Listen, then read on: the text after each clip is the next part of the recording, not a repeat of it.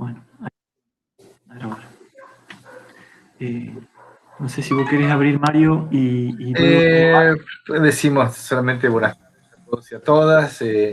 Estamos iniciando esta clase de planificación y evaluación públicas en la licenciatura en Ciencia Política. Estamos, bueno, ya hemos avanzado bastante en la unidad 1 y en la unidad 2, un recorrido conceptual, teórico, epistemológico, bueno, ubicando el campo de la planificación en todas sus dimensiones. Durante esta semana hemos comunicado a través del campus que proponíamos que vieran ustedes uno de los videos que están disponibles, que era, ¿no?, la última parte, digo, la primera parte de la unidad 3, que presentaba los momentos metodológicos, y que les pedimos que escribieran unas preguntas en relación a qué habían visto. Entonces, vamos a empezar este día de hoy con un ejercicio, digamos, que es un ejercicio de diálogo y comunicación. Ustedes saben que cuando nos vuelve grabar este video, digamos, a nuestra dirección de la materia, también vuelve todo lo que se intercambió en el chat, ¿verdad? Entonces, vamos a estar trabajando con el chat como si fuera un registro, digamos, de seguimiento y sistematización y evaluación de lo que venimos conversando. Por lo tanto, de aquí en adelante la idea es justamente ir colocando. Les pedimos que armaran 2 o 3 preguntas sobre el video, sobre una presentación de PowerPoint que estaba en la carpeta de bibliografía. Entonces les vamos a pedir que vayan colocando en el chat, digamos, cada uno de ustedes las preguntas que elaboraron, ¿sí? Esto, si lo tienen elaborado en un Word, digamos, simplemente se puede tomar del Word, se copia y se pega en el chat, ¿sí? Es la manera más... Sí, Laura. Pero yo no, o sea, te armé por escrito en el cuaderno, esbocé lo que quería decir, pero no lo tengo escrito. Bueno. Bueno, tal vez lo contás un poco, pero también, aunque sea con una frase, digamos, lo volcás así. Escrito antes de que terminemos la clase. Eso es, ¿sí? Nos parece que también nosotros vamos a ir a leer eso, también eso es una manera de dialogar, digamos, si no es sincrónicamente, es una manera de leernos, digamos, y también nos parece que es un modo como de irle dando mayor fuerza a este momento sincrónico, ¿sí? De manera tal que bueno, la idea es empezar, por supuesto. Para nosotros esto forma parte de la metodología de evaluación, obviamente, porque también vamos a observar la calidad de las preguntas, la profundidad de las preguntas. Fue muy gracioso en otro curso que tengo en la Universidad de Río Negro. Estábamos dando una clase sobre gestión de políticas sociales, entonces una pregunta es, ¿qué es la gestión de las políticas sociales? ¿No? Bueno, todo el curso se rió, digamos, pero claro, pues no es ese tipo de preguntas, ¿verdad? Son preguntas que van, digamos, como más allá de la estructura evidente, digamos, de los contenidos presentados. También es una manera, digamos, estamos intentando hacerlo ahora, de esta manera vamos a ver cómo va saliendo. También es una manera que ustedes pueden registrar, porque nosotros le podemos mandar también a ustedes ese archivo que queda registrado, que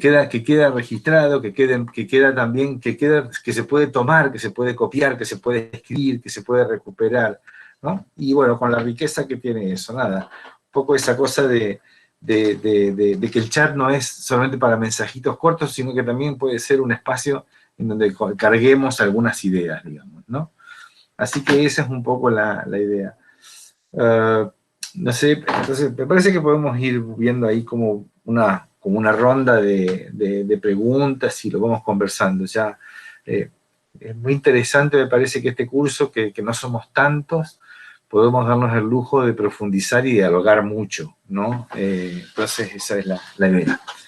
Bienvenida Valentina, que recién llega. Adelante, entonces. Hola, perdón, recién salí a entrenar, perdón la tardanza. Todo bien, no hay problema. Muy bien, entonces. No sé si Maxi o Rubén, ¿quieren hacer algún comentario en torno a esto? Seguimos, vamos a ver. Podemos hacer un comentario a modo de introducción en el tema. A lo largo de las primeras clases de esta materia hemos estado estudiando y analizando las tendencias históricas y sociales vinculadas al devenir de la planificación, y nos situamos especialmente la semana pasada en lo que denominamos las rupturas epistemológicas entre dos formas de entender, analizar y estudiar la planificación, una desde una perspectiva normativa o tradicional y otra desde una perspectiva con enfoque estratégico o con enfoque estratégico situacional. Hablamos de planificación estratégica situacional siguiendo la escuela de Carlos Matus, a quien ya les hemos mencionado y presentado en clases anteriores, y justamente es Matus quien nos presenta, mejor dicho, una propuesta metodológica de la planificación estratégica situacional que, en función de la bibliografía que consultemos, podemos encontrar como método PES o metodología de la planificación estratégica situacional. El tema se presenta tanto en la presentación de PowerPoint como en la clase, que les indicamos que pudieran escuchar y leer a modo de recorrido previo, pero es válido hacer un comentario, por lo menos, en lo que tiene que ver con por qué Matus y por qué en esta materia hablamos de momentos metodológicos y no de etapas o pautas. Una cosa que anticipamos en la clase anterior, cuando pensábamos y problematizábamos el enfoque del método PES y la metodología que Matus nos presenta y que después en el programa de esta materia es revisado y retrabajada por otro autor, que es Mario Rovere, cuya bibliografía también van a poder encontrar a partir de esta unidad de ahora en adelante en el resto del programa. Bueno, Matus y también Rovere, por su parte, hablan de momentos metodológicos porque plantean que es necesario abordar y explicitar una metodología de trabajo que permite entender las operaciones de planificación y la finalidad de cada una de ellas, y que por eso se hace siempre necesario en cualquier espacio concreto de gobierno, sea un espacio público, privado o de organizaciones de la sociedad civil, siempre se hace necesario contar con elementos para diseñar un método de trabajo, y que ese método de trabajo va a presentar variaciones en función de cada realidad, contexto o situación específica. Es decir, la idea de pensar en momentos y no en etapas, desde el punto de vista estrictamente metodológico, nos tiene que marcar de entrada que no estamos frente a una receta, que no estamos frente a un método predeterminado, indicativo y único para encarar la tarea de la planificación con enfoque estratégico, sino que en realidad estas herramientas metodológicas invitan a hacer, por un lado, posibilidades concretas en torno a un ejercicio permanente, en esta idea de que hablar de momentos implica pensar en un ejercicio constante, va a decir Matus, de aprendizaje, evaluación, aprendizaje, donde no se llega a lo correcto o a lo adecuado, sino que se va construyendo un conjunto de aproximaciones sucesivas, es decir, los momentos pensados no en un orden meramente secuencial o lineal, sino como un conjunto de aproximaciones sucesivas en donde teoría, práctica y metodología están en permanente diálogo.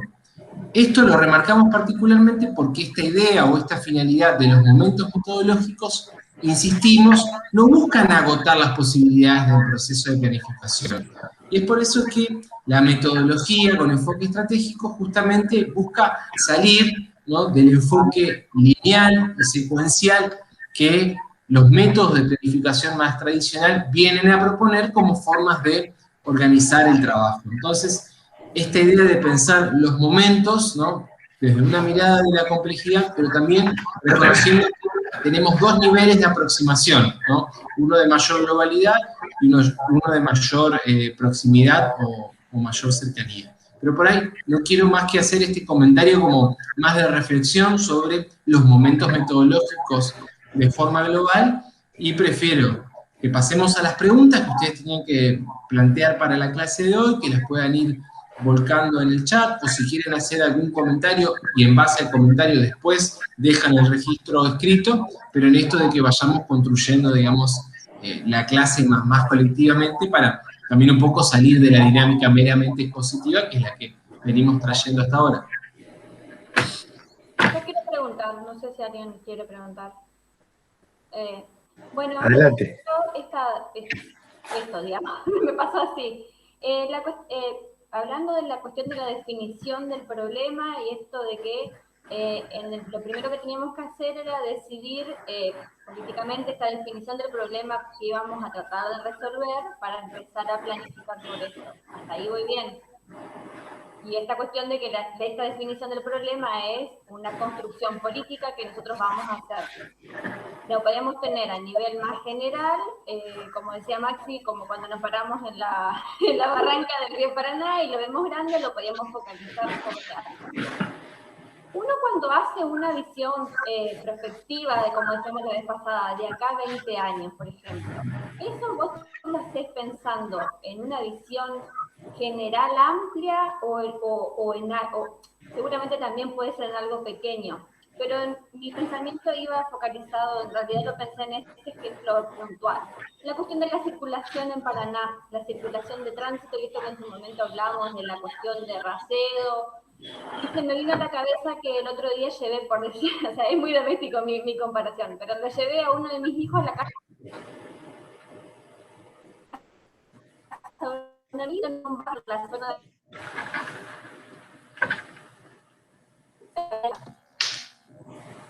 A mí se me congeló ahí y se cortó, no sé si... el resto también. Le vamos a pedir a Laura que repita entonces. Me parece que se le tildó directamente.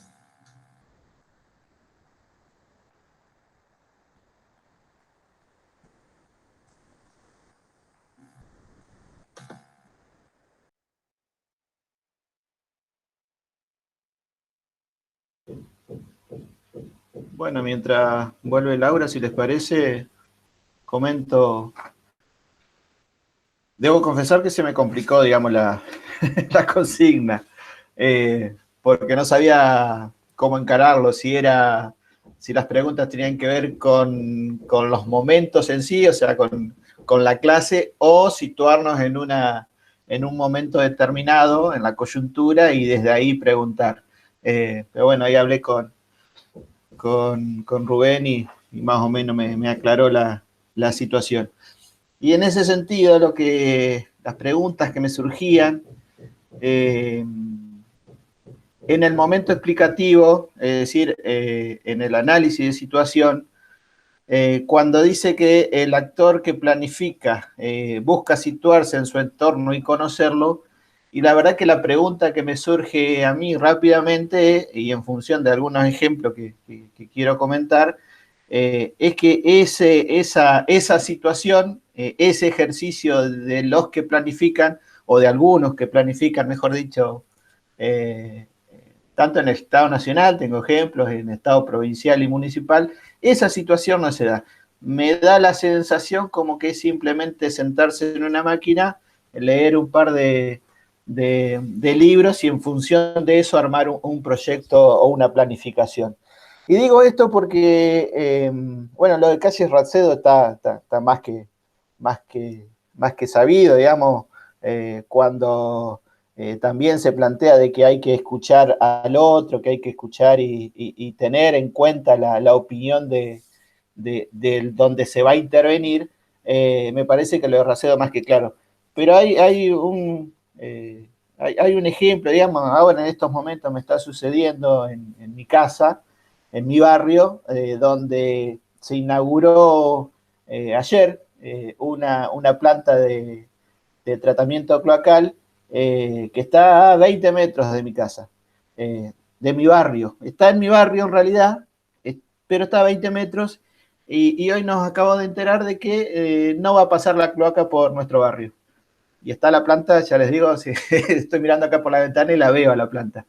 Y hablando con distintos funcionarios, tanto de IAPB como de Vicoer, que es una cooperativa acá provincial, y la verdad que no tienen respuesta del por qué se gastaron 100 millones de pesos del Estado Nacional, que fue el préstamo, mejor dicho, con lo que se financió la obra, que abarca, no sé, 30, 40 barrios acá en la zona sudeste de la ciudad, y sin embargo 46 viviendas en la cual estoy yo, no va a pasar la cloaca, no va a pasar el caño, digamos. Entonces me parece que ahí claramente falta planificación, falta haber escuchado a los vecinos que venimos protestando, o mejor dicho, presentando notas hace bastante tiempo ya, sin una respuesta. De hecho, con una de las funcionarias municipales que hablé no conocía el barrio. Así, lisa y llanamente, ¿dónde están ustedes? Me parece que ahí donde, digo, la pregunta tiene que ver con eso, ¿no? ¿Por qué muchos planificadores no se toman el trabajo de leer, este pequeño manual de cómo se planifica y salir al barrio, salir al barro, como decimos algunos, y conversar con la gente y ver realmente dónde se está parado? Porque después se cometen errores como lo de Racedo. Me surge también el ejemplo de la 9 de julio, cuando se hizo el Metrobús y se talaron unos cuantos árboles, que hubo todo un quilombo ahí de protesta, no solo con los ambientalistas, sino también con los vecinos de la ciudad. Nada, eso, ¿no? La pregunta venía más por ese lado. ¿Por qué los actores que planifican no hablan con aquellos donde se va a intervenir? Esa es una de las preguntas que me surgía. Perdón que interrumpa, pero escuchándola, Jorge, a mí cuando estaba leyendo la parte de la identificación de la visión, que es un poco más adelante ya, también me fui por ese lado, en el que cuando dice que los que planifican hacen como una visión hacia lo que se espera o a lo que están planeando, los resultados que buscan tener, decir hasta qué puntos es una decisión o una visión que engloba al que realmente le afecta eso. No sé si me explico, o capaz que... A mi pregunta iba a decir si realmente el que planifica tiene en cuenta a los ciudadanos a la hora de plantear una visión, de plantear un proyecto, decir, bueno, vamos a hacer esto, si realmente hay como una democratización, podría decirse, de la decisión. Sí, yo ahí... Creo que con Calle Racedo medio como que pasó eso también. Como que dijeron, vamos a hacer este proyecto, se empezó a hacer y después salió que un montón de gente no quería, no estaba de acuerdo, gente de la zona y demás. Yo, perdón que me meta, ¿no? Y tengo problemas Ahí de red. María está levantando la mano también. Perdón. Yo porque nos pisábamos y por ahí se ve que el texto, la clase y el PowerPoint nos lleva a todos a una reflexión también en ese sentido. Yo creo, coincidiendo con Jorge, esa fue una de mis primeras preguntas que me vino al escuchar la clase y la preocupación en sí, por eso yo por ahí no sé si redacté preguntas en sí, sino que me generó como interrogantes o preocupaciones, digamos, de ver cómo la realidad que nosotros vivimos diariamente nos interpela ante cuestiones que deberían las personas o los actores que planifican deberían tener en cuenta. Y cuánto o comúnmente nos encontramos, digamos, con esta inexistencia de los análisis de situación a la hora de llevar adelante la planificación. Y es una cuestión que a mí me resulta, o sea, grave y realmente uno no, o sea, yo como, a ver, como que me enoja, perdón, pero como que lo que me sucedió con todo lo que fui escuchando, digo, qué hermosa la teoría, qué hermoso todos estos momentos que están preciosamente detallados y estarían como a la mano de cualquiera saberlo y aplicarlos. ¿Qué es lo que pasa que no sucede? Entonces, eso sería como una cuestión de decir, bueno, deberían nuestros representantes tener en cuenta y así como el caso que está viviendo personalmente Jorge, creo que todos tenemos un ejemplo muy cercano en el barrio de la falta de visión que se tiene. Bueno, y ahí corto, porque creo que soy repetitiva sobre lo mismo.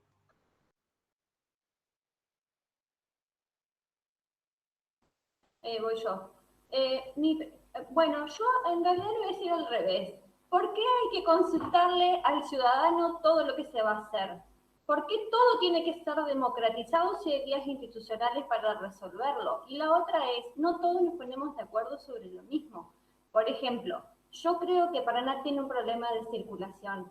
Y creo que al vecino de Racedo le puede joder que le saquen Racedo. Ahora a mí, como vecina de San Agustín, me va a venir genial cuando Racedo funcione. Y no solo quiero Racedo, quiero que todas las calles sean más anchas y que haya una planificación estratégica de los loteos y que la cuestión de la circulación en Paraná se trate y que si haya carriles se respeten. Creo que hay una resistencia grande en Paraná a lo nuevo, digamos, a todo lo que sea cambio.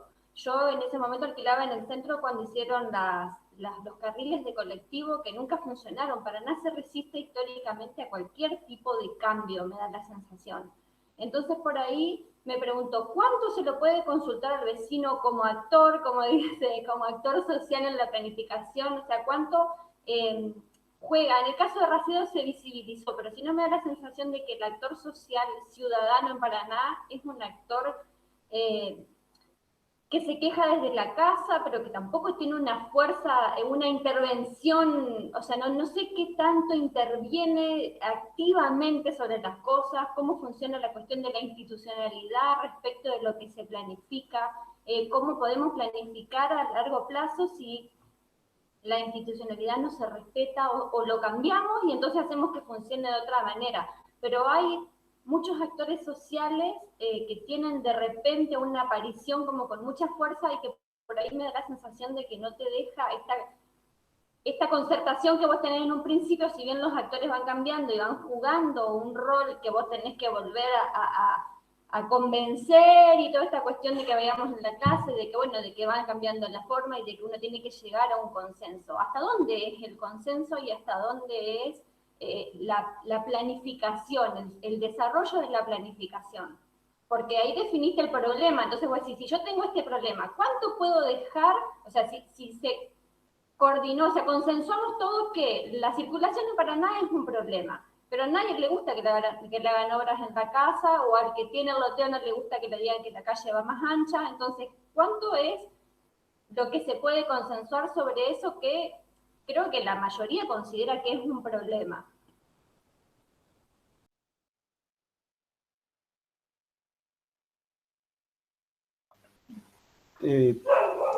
¿Puedo intervenir?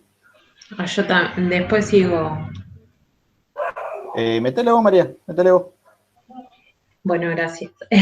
No, yo en relación a lo que decía Laura, por ahí yo disiento un poco de la figura que tiene la ciudadanía en cuanto a la intervención de determinadas cuestiones o cuando se opone a algunas.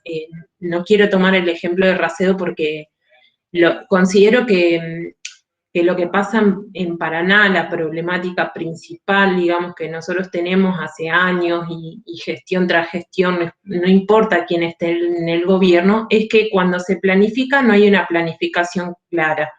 O sea, yo considero que el establecer, digamos, determinadas cuestiones que se toman adelante, digamos, este freno de,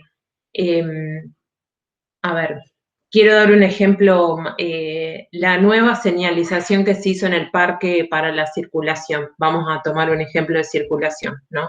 Se pintaron los carriles, estuvieron aproximadamente 3, 4 semanas pintados los carriles, no se sabe ni para qué se pintaron, ni por qué se pintaron, ni la modificación, ni...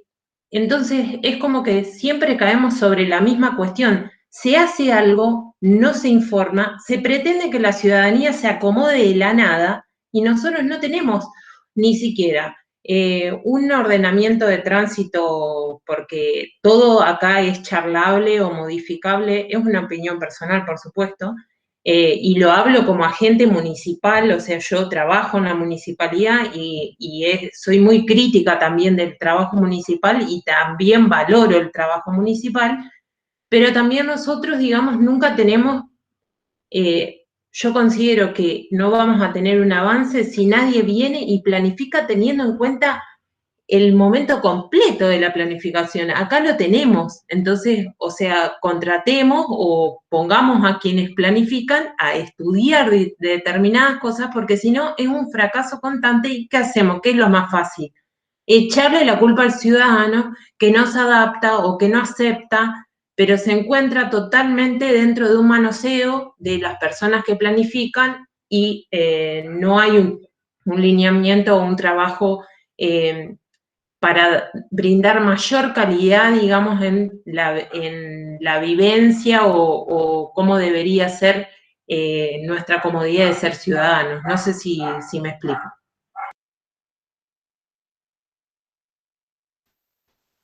Yo ahí coincido con lo que plantea María. Y en cuanto a la comunicación también, que está dentro que es parte, digamos, importante de la planificación. Porque uno puede tener ideas muy lindas, puede tener un muy buen proyecto o programa, pero si está mal comunicado y hace agua, me parece, o genera los problemas que se han generado, por ejemplo, con el Plan Nacional de Vacunación, ¿no? Donde el presidente sale un día diciendo para febrero estamos todos vacunados. El plan es maravilloso, digamos, porque es casi, diría que inédito en el país, un plan de esta envergadura. Ahora, si no tenés aseguradas las vacunas, y es un problema. Si comunicas mal diciendo que en diciembre, para enero, febrero, vas a estar todo el mundo vacunado, y ya en febrero ya lo tenés al problema, lo tenés el problema planteado, porque todos los que no estamos vacunados, y vamos a preguntarnos, che, ¿qué pasó? Y eso sumado a los medios de comunicación, que constantemente están fogoneando cuestiones raras, eso hace un combo que es complicado, digamos. Como un ejemplo positivo de planificación, donde rápidamente se tomó el toro por las astas, digamos, en plena pandemia, se dejó de lado el plan de gobierno que tenía el Frente de Todos, y se acomodó a la pandemia. Ginés rápidamente con el equipo se puso a trabajar en el plan de vacunación, salieron a comprar las vacunas, pero me parece, a mi modo de ver, muy personal, faltó o falló la comunicación, que es importante, me parece no, digo, también está dentro del esquema que plantea el cuadro de Matus. La comunicación es más que importante, digamos, a la hora de una planificación o llevar adelante una planificación. Eso quería intervenir, que era una de las preguntas también que tenía, esto de la comunicación. Okay. Voy a hacer una pregunta como una meta pregunta. ¿A ustedes les parece que a partir del video de la clase y del PowerPoint, digamos, ustedes están haciendo comentarios de los contenidos que están en la clase y en el PowerPoint, o están haciendo como preguntas o reflexiones de acuerdo a lo que se les pasa por la cabeza, o están vivenciando ustedes como ciudadanos o ciudadanas comunes, digamos, de la ciudad de Paraná? ¿Las preguntas son de analistas, digamos, de ciencia política, o son de ciudadanos de Paraná? ¿Son comentarios de ciudadanos? ¿Estas opiniones serían diferentes si estuviéramos en la plaza o en un bar? Pregunto. Me estoy preguntando las preguntas, ¿no? Yo considero que por ahí hay preguntas que por ahí no las podemos traducir todavía, o por una cuestión Ajá. de falta de costumbre Sí. de repreguntarnos sobre algo quizás, que no Ajá. podemos como profesionalizar la pregunta, Ajá. y por ahí es como más sencillo llevarlo a un ejemplo como para que se entienda lo que Mm. estamos repreguntando. Pero a mí particularmente se me situaron este tipo de preguntas que las podemos volcar en la realidad a través de que uno se plantea interrogantes en la situación de pensarse también como futuro profesional Sí. en cuanto a lo que vamos viendo en clase. No sé, eso es lo que Está. yo considero. Sí, no, a ver, justamente lo que estamos hablando, a ver, María, justamente estamos tratando de trabajar, por eso empezamos a hablar de preguntas, digamos, ¿no? Las preguntas, hay todo un desarrollo, digamos, de la pregunta no, por eso, ¿desde qué lugar hago la pregunta? ¿No? ¿Quién soy yo? ¿Cómo me posiciono yo? ¿Quién soy yo, actor? Ustedes no son cualquier vecino, son estudiantes de ciencia política. Las preguntas de ustedes tienen que tener ese rasgo, ¿sí? Las preguntas de ustedes tienen que marcarse una diferencia clara, digamos, respecto del discurso del sentido común, ¿sí? Entonces, ahí viene un poco la idea de la pregunta, digamos, ¿sí? Hay como una elaboración, como una profundización de la pregunta. La cuestión, digamos, que aparece acá es, a lo mejor, entonces, una cosa es que aparezcan a partir de un texto, a partir de una clase, a partir de un video, que se despierten algunas preguntas en relación a la vivencia que ustedes están teniendo como ciudadanos de la ciudad de Paraná, y otra cosa diferente son las preguntas que deberían armarse a partir de tratar de conocer, digamos, una herramienta y una teoría y una metodología de planificación social, ¿sí? Las herramientas que aparecen ahí en ese PowerPoint, digamos, todas tienen, todo eso lo vamos a trabajar, como decía, no sé si creo que Maxi Rubén, lo vamos a trabajar los próximos 6 meses, digamos, o sea, ese PowerPoint es una síntesis, recontrasíntesis, digamos, ¿no? Y la planificación, recuerdan lo que dijimos las tres clases anteriores, digamos, es esencialmente política. Entonces, ¿por qué el planificador no tiene en cuenta? ¿Por qué si tiene en cuenta el ciudadano o no tiene en cuenta el ciudadano? Yo me preguntaría primero, ¿quién es el planificador en la ciudad de Paraná? ¿Las inmobiliarias? ¿El acuerdo entre las inmobiliarias y algunos sectores de la gestión pública? ¿Algunos partidos políticos sin importar el color del partido político? ¿Las grandes empresas que fabrican, que hacen las calles? ¿Sí? ¿Quién planifica? ¿Sí? Entonces, y eso es una pregunta que es política, digamos, no tiene que ver. Entonces, fíjense, si tenemos en cuenta al ciudadano, si no tenemos en cuenta al ciudadano, si me ponen la cámara en la esquina, pero en la cloaca no me llega a mi casa, digamos, ¿sabes qué pasa, Jorge? Jodete, ¿sabes? Embromate, ¿sabes? Porque llegó hasta la esquina y te van a dejar el olor ahí, pero vos vas a seguir con el pozo ciego, ¿sabes? ¿Sabes? Eso que te puedo decir, ¿me entendés? Entonces, a mí lo digo así como, en el sentido de que hay que despertar la pregunta para otro lado, digamos, ¿no? Es decir, ¿cómo es la racionalidad del actor que planifica? ¿Sí? ¿Quiénes son? Primero, ahí hay una categoría, el actor que planifica, ¿sí? Esa es una categoría, ¿sí? No todos los actores planifican como nosotros estamos pensando en la planificación. Entonces, cuando definimos actor social en planificación, el primer actor que consideramos es el actor que planifica. Ese actor que planifica conduce y gobierna, ¿sí? Y como decíamos, la conducción y el gobierno no se da solamente a través de los planos institucionales como de los que vos hablabas, Laura, sino que también se da de planos fácticos, la fuerza, digamos, ¿sí? Hay planos fácticos de planificación, ¿sí?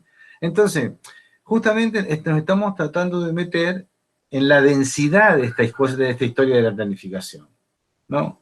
Hay momentos, decía Marx, y no hay etapas, digamos, ¿no? Esos momentos es como si fuera en realidad la cabeza de alguien que planifica, está haciendo análisis de situación, problematiza, piensa estrategias, digamos, todo eso viene como una tormenta, ¿no? Vos decías, ¿cómo se definen los problemas, no? ¿Quién dice que esto es un problema? ¿Quién dice que no? La agenda, ¿quién arma la agenda pública, etcétera? Entonces, a ver, un poco, hay, digamos, si todos son momentos así que se dan, ¿por qué hay cuál es el orden, cuál es el ordenador, digamos, ¿sí? De esta metodología de planificación? Esa es una pregunta, ¿sí? Entonces, podemos decir que el ordenador, en principio, es un orden lógico, ¿sí? Un orden lógico, fíjense, hay que conocer la realidad profundamente para después pensar cómo debe ser la realidad, para después pensar cómo se puede hacer eso realidad, digamos, ¿no?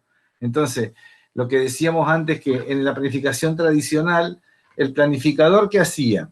Era un planificador tecnocrático, miraba la realidad, auscultaba la realidad, objetivaba a la población, objetivaba la realidad y armaba un libro plan, ¿verdad? Y después se lo entregaba a los decisores políticos para que lo lleven adelante. Y ahí se terminaba.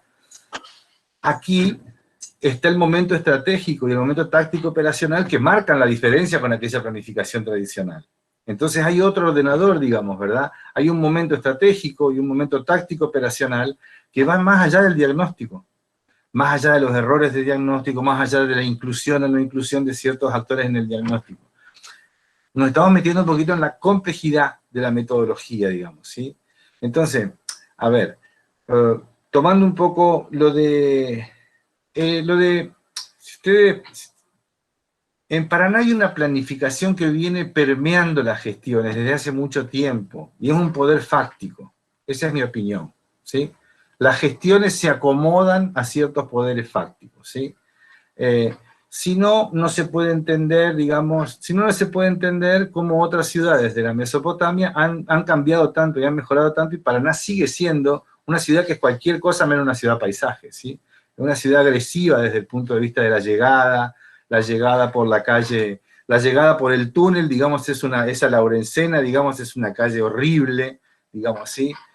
Esa calle no recibe con los brazos abiertos a ningún visitante. La llegada por la zona sur, digamos, ahora se hizo una gran avenida grande, digamos, ¿no? Que por lo menos no se empastan los autos, pero también, digamos, qué lenguaje, qué impresión, qué cosa regala la ciudad cuando uno llega por la zona sur, ¿verdad? Entonces, digamos, me parece, ¿qué es lo que se ve por el acceso norte? Digamos, ¿no? Todas esas son cosas que tienen que ver con el armado, la planificación de la ciudad. Yo creo que luego están los problemas de las personas, los problemas de la gente, pero también tenemos que ver que cuando hablamos de problemas, estamos hablando de problemas en el sentido de la planificación y de la política pública, ¿sí? Vayamos al ciclo de la política, ¿sí? Identificación, ¿no? Identificación, formalización, es decir, a lo que vamos es a lo siguiente. Tratemos de dar una vuelta de tuerca a las preguntas. Lo que estamos diciendo es, vamos a desarrollar una pedagogía de las preguntas, ¿sí?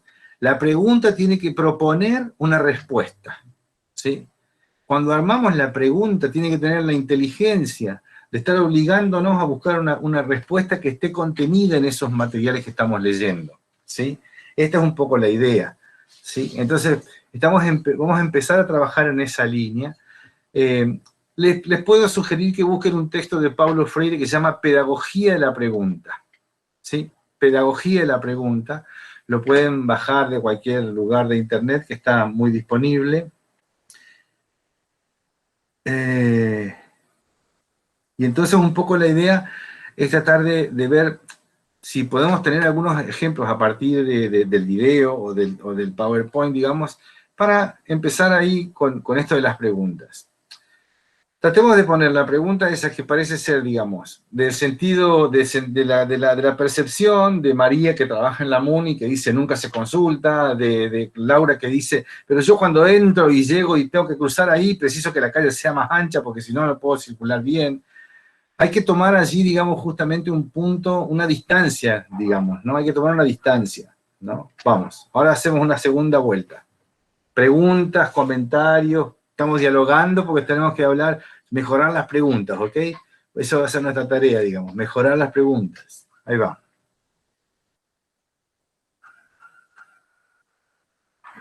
No sé si estoy a la altura de mejorar la pregunta, pero voy a hacer una pregunta. No, pero ustedes todos estamos a la altura. Nosotros estamos tensionando, estamos de tirar la cuerda, ¿verdad? Entonces estamos todos a la altura. Justamente lo que estamos haciendo es empezando el ejercicio.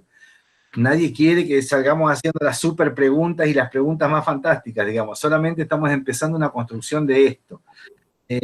Vamos ahí, vaya, venga. En algún momento charlamos de que los gobiernos, los ejecutivos, cuando asumen, solían tener una propuesta de gobierno, una planificación de gobierno que hace, por lo menos en mis casi 40 años, ya parezco como las viejas, pero en mis casi 40 años, no he visto en los últimos varias gestiones, no he visto proyectos o plataformas de gobierno en las cuales uno pueda elegir si eso le interesa como una cuestión, como definición de problema. Si uno coincide en esa como actor, digamos, o como sujeto, o como ciudadano, en esa construcción del problema para decir, bueno, puedo apoyar o no. Nos encontramos con que por ahí, me da la sensación, las gestiones van construyendo, bueno, vos dirías, deben tenerlo planificado, porque cuando uno no planifica, otro está planificando. Debe ser el poder económico el que está planificando lo que un ejecutivo no está planificando. Pero, ¿cómo saber esta cuestión de adherir o no a esta planificación si no sabemos a qué estamos adheriendo, no sabemos quién planifica esto? No sé si estoy de acuerdo o no con lo que se planifica porque no sé quién planifica, por lo tanto no sabría si esa planificación es correcta o no. Ok. A ver, un poco en la cuestión metodológica. ¿Cuáles fueron los momentos metodológicos que ustedes observaron en esas presentaciones, digamos, ¿no? Y depende qué autor tomes. Si es Matus, tenés menos momentos. Tenés 4 momentos y si tenés a Rob, no me sale el apellido. Rovere. Tenés 6 momentos. Ahí va. Empecemos con sí. ¿Cómo? Profe, yo por ahí escucho medio mal porque tengo una conectividad súper chota, perdón la palabra. Bueno. Malísima. Mala. Bueno, pero empecemos con los momentos metodológicos de Matus. A ver, hagamos un punteo de los momentos metodológicos para ver qué quiere decir cada uno, ¿sí? Sí. Bueno, tenés el explicativo, normativo, el estratégico y el táctico operacional. En contraposición a los de Rovere. A ver.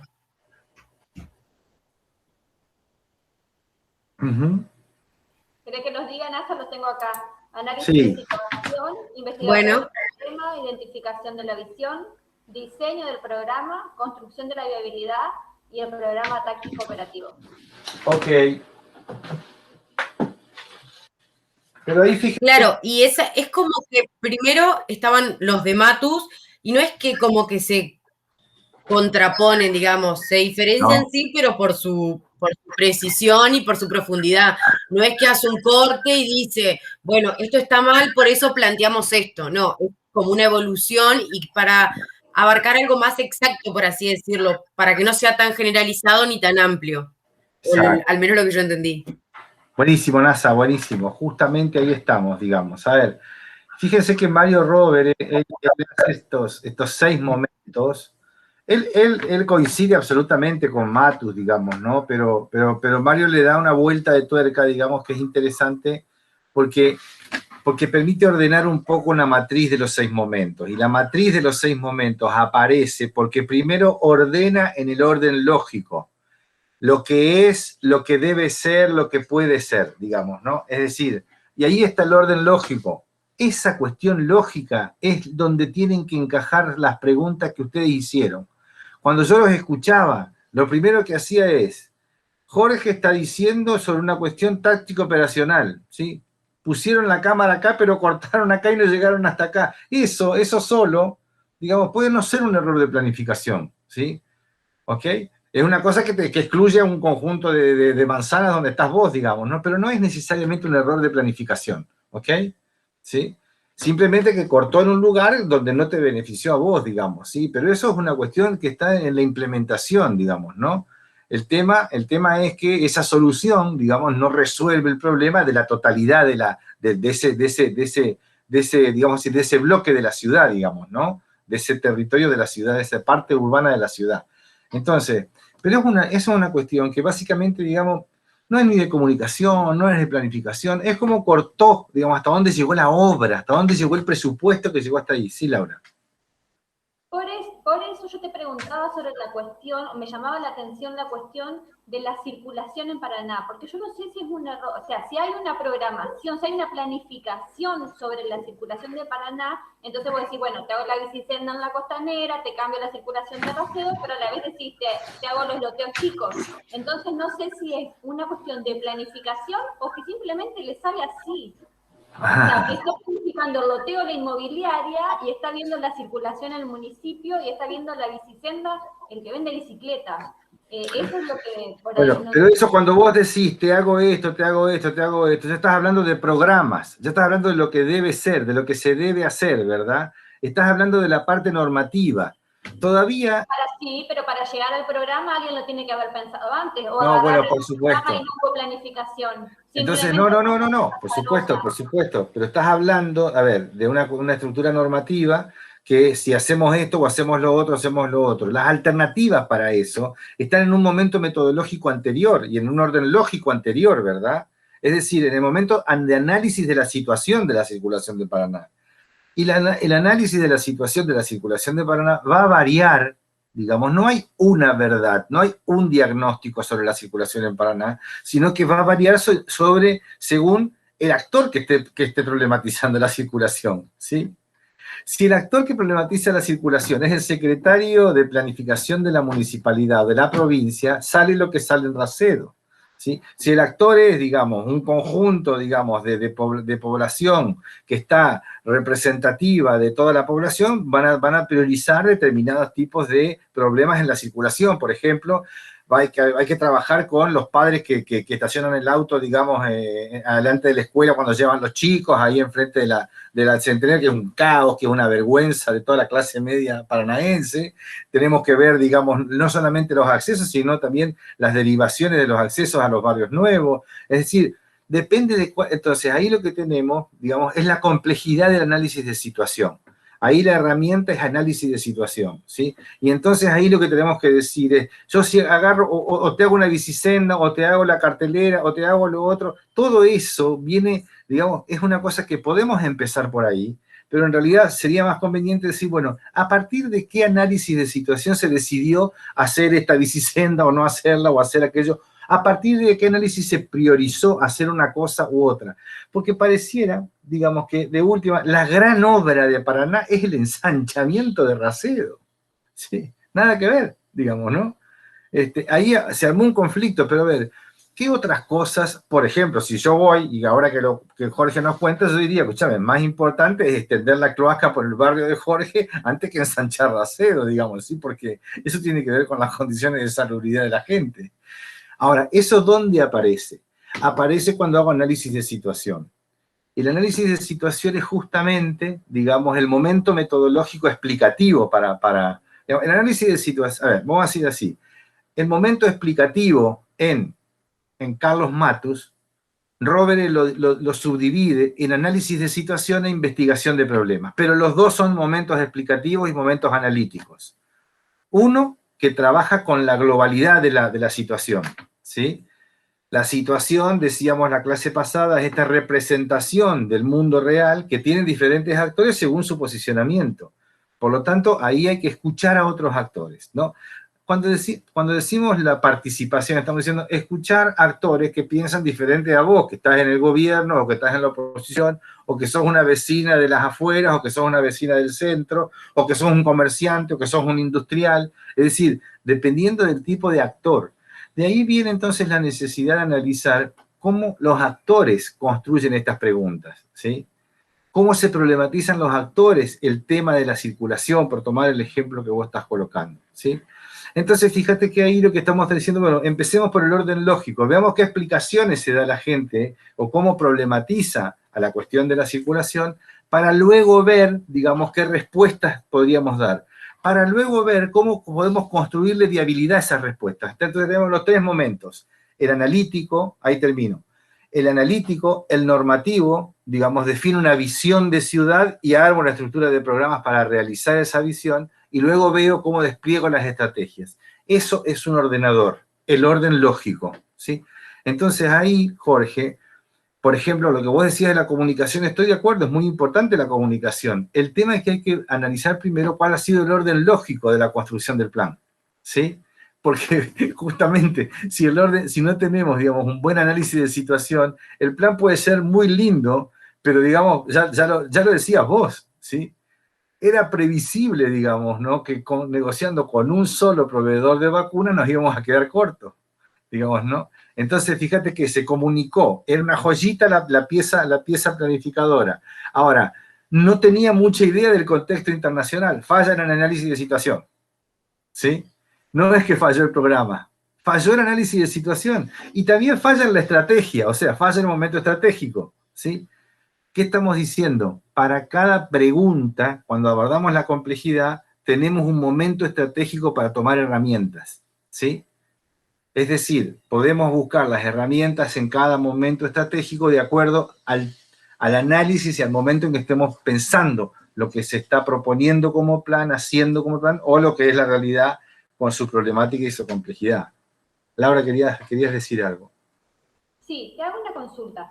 Entonces, Sí. lo que se me ocurre, por ejemplo, cuando vos necesitas hacer un análisis de situación, o sea, Sí. yo politóloga, entonces vos empezarías diciendo, bueno, veamos el contexto de mayor globalidad para hacer un análisis de situación, ver qué es lo que los diferentes actores nos plantean como problema, y de ahí en más, digamos, vos decís, bueno, con los recursos que tengo, dar mayor especificidad sobre lo que sí puedo responder y que los actores demandan como problema, y cruzar los dedos que no se te cambien los actores en la mitad de la resolución. Esa sería la idea. Sí. Va por ahí vamos, va por ahí. O sea, pero entonces, digamos, viste que ya despejaste el análisis, ya dijiste, bueno, a ver, mi primera mirada es global. Sí. En esa globalidad, lo que vas a ver son diferentes escenarios, la verdad, del presente, ¿no? O sea, qué es lo que le pasa a cada actor. Entonces, la primera herramienta, primero vas a observar la situación, ¿sí? Tomemos el ejemplo de la circulación que a mí me gusta, tenemos ahí con Rubén un viejo ejemplo que siempre decimos, mira, si observamos la circulación en Paraná, parados en la esquina de San Martín y Urquiza, vamos a ver una cosa, ¿verdad? Si lo observamos en Almafuerte, digamos a las 7:30 de la mañana, digamos allá entrando a Paraná, digamos, si querés por aquellas avenidas que están allá por Sani, ponele, vas a ver otra cosa. Si analizás la salida si estás analizando la circulación, mirando la salida o la entrada de la Escuela Centenario en la calle Alameda, vas a ver otra, ¿verdad? Entonces, eso pasa mucho. Todo el mundo ve por el embudo que las ojeras le hacen ver. Nosotros en planificación tenemos que romper las ojeras y decir, no, espera un poquito, a ver, tenemos que levantar vuelo y en un helicóptero mirar, digamos, qué es lo que pasa en todo el flujo, digamos, porque vamos a ver un flujo de circulación, ¿sí? Entonces, si yo estoy en cada esquina de las que mencioné, no veo flujo, veo un amontonamiento de cosas que no puedo explicar. Pero si yo tomo distancia y veo el movimiento, y eso lo puedo observar en diferentes horarios. Si lo observo a las 6 de la mañana, si lo observo a las 12 del mediodía, si lo observo a las 5 de la tarde, voy a ver flujos diferentes.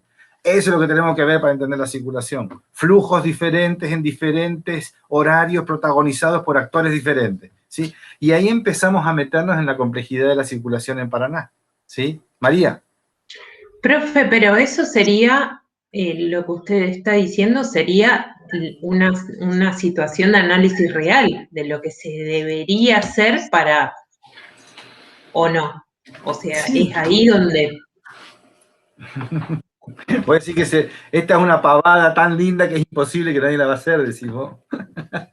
No, yo considero que es algo que no considero que sea algo imposible de hacer, sino que debe llevar un trabajo arduo, pero que alguien debería tomar la decisión de hacerlo, básicamente. Bueno, pero espera un poquitito porque justamente, mirá, por supuesto que sí, alguien que conduce y alguien que gobierna debería tomar la decisión de empezar a hacerlo, por supuesto. Pero lo que pasa que no es tan sencillo el mundo de lo real, digamos, ¿no? Justamente, por eso la complejidad de las herramientas en la planificación, porque si fuera tan sencillo, decir, che, le tocas el hombro, digamos, al secretario de planificación, no sé, de Buenos Aires, de Entre Ríos y de la ciudad de Paraná, y se pónganse de acuerdo a ver qué hacemos con la circulación en Paraná.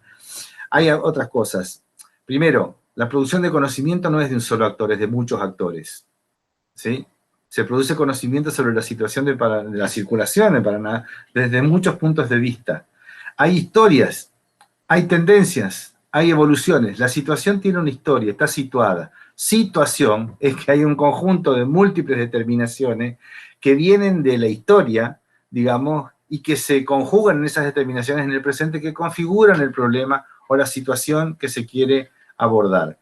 Ahí en situación, María, hay diversos actores produciendo conocimiento sobre la realidad. El planificador tiene que trabajar con todos los actores que están produciendo conocimiento sobre la realidad que está interesado. En este caso, el ejemplo de la circulación, ¿sí? Entonces, la primera cuestión es identificar un mapa de actores. Esa es la primera herramienta del análisis de situación, ¿sí? Entonces, por ejemplo, cuando Jorge contaba su situación, a él le faltó ver quiénes eran los actores que tomaron las decisiones para llegar, digamos, a la descripción de lo que vos describías en tu contexto barrial, ¿sí? Es decir, ahí me parece que tiene que ver, digamos, bueno, si esa es la manera como se tomó, quién decidió, digamos, cómo, es decir, en ese sentido me parece que el análisis de situación se configura con el primer ejercicio, que es la identificación de los actores y el armado de un mapa de actores. El mapa de actores, digamos, es una herramienta que se organiza un poco a partir de lo que se considera, Mario Roberts llama, profundizar en la subjetividad del actor, ¿sí? La subjetividad del actor. Entonces, cuando profundizamos en la subjetividad del actor, vamos a profundizar en lo que él denomina código analítico del actor. ¿Cómo yo lo conozco a un actor social? ¿Sí? ¿Cuál es el código que me permite entender qué es lo que quiere, qué es lo que piensa, qué es lo que hace, qué es lo que ha venido haciendo un actor social respecto de un tema? Entonces yo no me voy a sorprender, digamos, que quieran cortar árboles en red. No me sorprende para nada, porque ya lo he visto muchas veces, porque si te estudio un poco de historia, no es la primera vez. Digamos, en la calle 9 de Julio, en un montón de lugares que yo les puedo decir del 70, del 80, donde se han cortado árboles, digamos. Ahora pasa que ahora se encontraron con un momento que no permite esas cosas, digamos, ¿sí? Entonces, código analítico del actor, 4 elementos, gente, y ahí nos vamos metiendo en una herramienta, mapa de actores, análisis de la subjetividad, posicionamiento del actor, ¿sí? ¿Dónde está parado? ¿Cuál es el punto de vista desde el cual el actor? ¿El actor es un pasajero de colectivo, de a pie, de la ciudad de Paraná, o es un actor que está andando en un auto último modelo? ¿Sí? Son dos actores diferentes esos, ¿no? El usuario del transporte colectivo, el que viaja, no sé, desde la periferia al centro todos los días, etc. Digamos, posicionamiento del actor. ¿Cuál es la intencionalidad del actor? ¿Qué es lo que quiere? Todo actor quiere algo, ¿sí? Entonces Jorge, como actor, quiere que la cloaca le llegue hasta su cuadra. Joder, que tiene toda la razón del mundo en quejarse, ¿sí? Entonces, pero esa es la intención. Luego tiene una experiencia que hace falta, que es la idea de descubrir la historia, digamos, del actor, ¿sí? Y finalmente, digamos, tiene un conjunto de valores, tiene una ideología, tiene una perspectiva política desde la cual se evalúa y se percibe la realidad, ¿sí? Entonces ahí tenemos los 4 elementos que nos permiten empezar a pensar quiénes son los actores que están involucrados. Y ahí van a ver que empieza a tomar sentido esta cosa que vieron, esas preguntas que venían medio sueltas, ¿no? Que les aparece, que yo decía, bueno, acá estamos preguntando con más sentido. ¿Quiénes son los actores clave involucrados en este tema de la circulación de Paraná? Empecemos a discutir eso. Y luego veamos cuál es el código analítico de cada uno de esos actores para entender, digamos, que la situación se configura como situación. Esas representaciones se configuran porque hay una historia, hay intereses y hay una ideología, ¿sí? por ejemplo, las ideologías que estaban enfrentadas en Raseo era una ideología ecologista versus una ideología, si se quiere, digamos, de simplemente metros cuadrados de cemento, si se quiere, ¿no? O, no sé, o priorizar la circulación de los autos, ¿sí? Más allá de la temperatura con la que van a tener que vivir esos vecinos después, ¿sí? Fíjense que ahí había dos sistemas de valores que se enfrentaban. Yo creo que eso fue lo más fuerte. Digamos, el conflicto de los intereses materiales no se llegó a transparentar, ¿sí? No se llegó a transparentar. Hubiera sido interesante ver cuáles son los intereses, pero ahí había que ver la matriz de la empresa, quiénes eran los de la empresa, cómo se había hecho la concesión, hasta dónde estaba, quién fue la gestión que otorgó eso, porque eso no se hace de un día para el otro. Esa empresa tuvo que postular en un pliego de condiciones que tiene varios años, probablemente empezó la gestión anterior. Entonces Val se está morfando unas cosas que vienen de otros años también, digamos, ¿no? Y de antes también de Barisco, ¿sí? Entonces ahí tenemos una cosa, y ahí ¿qué es lo que estamos buscando? Estamos investigando la historia, ¿sí? Estamos investigando, digamos, justamente la estructura histórica del problema, o de la cuestión, y a partir de eso también vemos cuáles son las tendencias. Y ahí tenemos que levantar la cabeza todavía un poco más, ya no solamente irnos a un punto de observación donde veamos todo el flujo, y donde veamos todos los actores, su historia, su intencionalidad, digamos, sus intereses, sino que vamos a ver también cuáles son las tendencias en el mundo, ¿sí? Las tendencias en el mundo, digamos, predomina hoy cortar árboles para meter calles de cemento, predomina hoy hacer calles peatonales con árboles más cuidadas. La humanización de las ciudades está relacionada con generar muchos espacios de cemento para que pasen una cantidad de autos tirando dióxido de carbono, o está vinculada más a que haya menos autos, más transporte público y más lugar donde la gente camine y donde la gente digamos, pueda pasear, digamos, ¿sí? ¿Qué pasa en el mundo respecto de esto, no? Porque eso también enseña muchísimo, ¿sí? ¿Se comprende un poco por dónde va?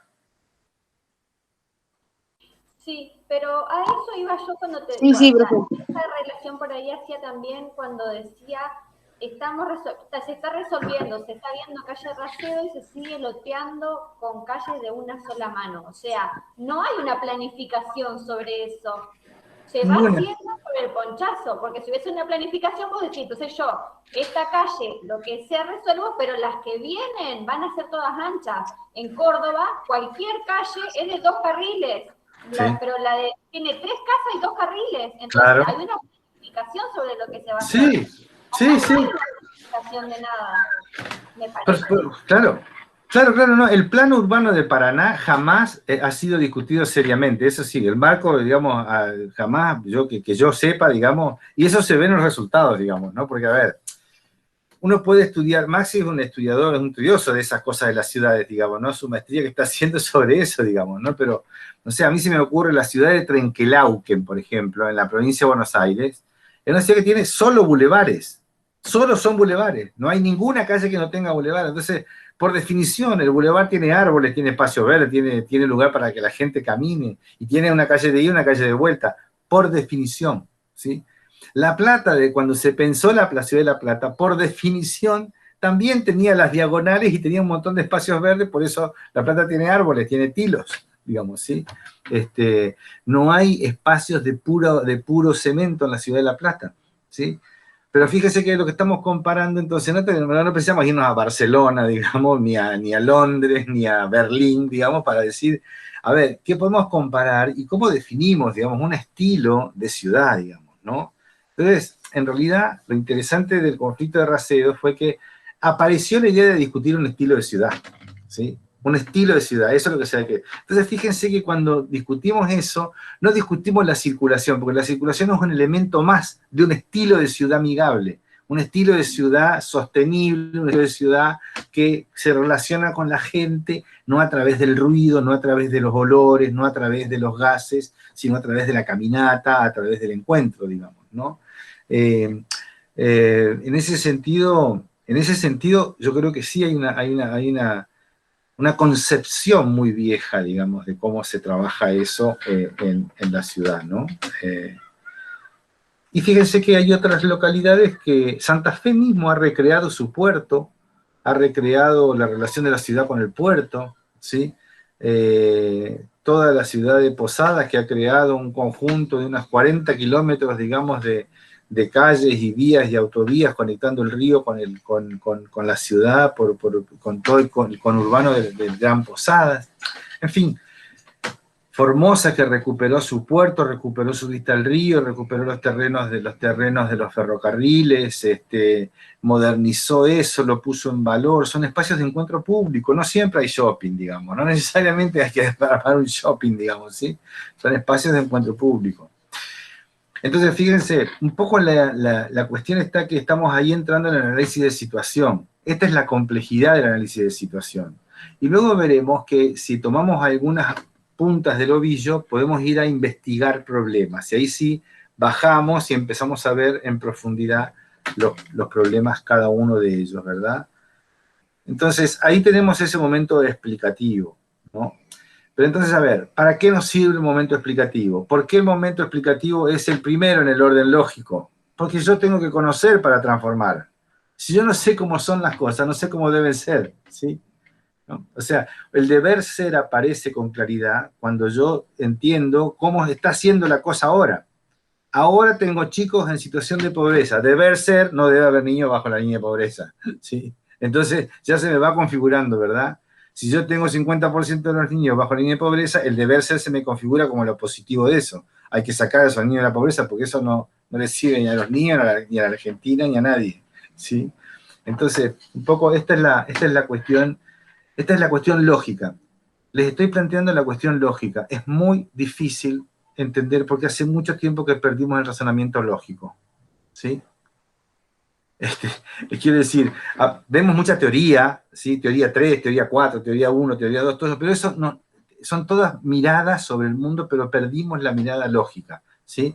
Y en planificación la primera cosa que hay que rescatar es que hay un orden lógico de las cosas, ¿sí? ¿Por qué este es el deber ser? ¿Por qué este es el ser? ¿Por qué este es el poder ser? ¿Sí? Esas son las preguntas en el orden lógico.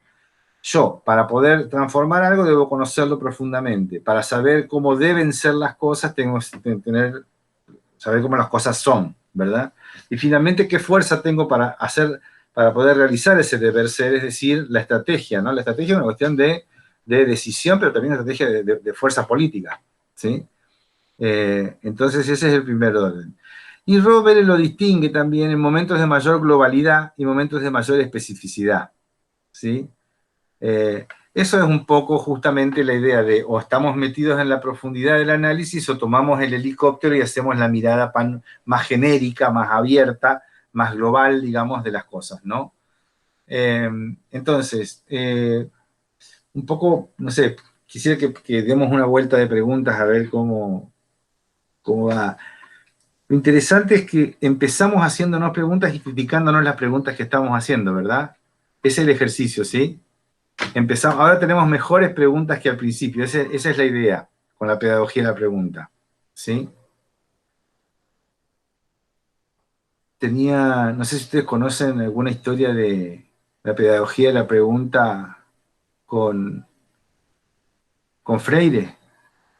Le pregunta a un negro de casi 60 años, le pregunta a Pablo Freire, ¿y usted por qué no sabe escribir? Ah, no, porque yo no me correspondía saber escribir a mí. ¿Cómo que no le correspondía? No, yo trabajaba y al que le correspondía saber aprender a leer y escribir era al niño de la hacienda, ¿no? Pero entonces, ¿por qué el niño de la hacienda sabía escribir y usted no? Y pues yo tenía que trabajar.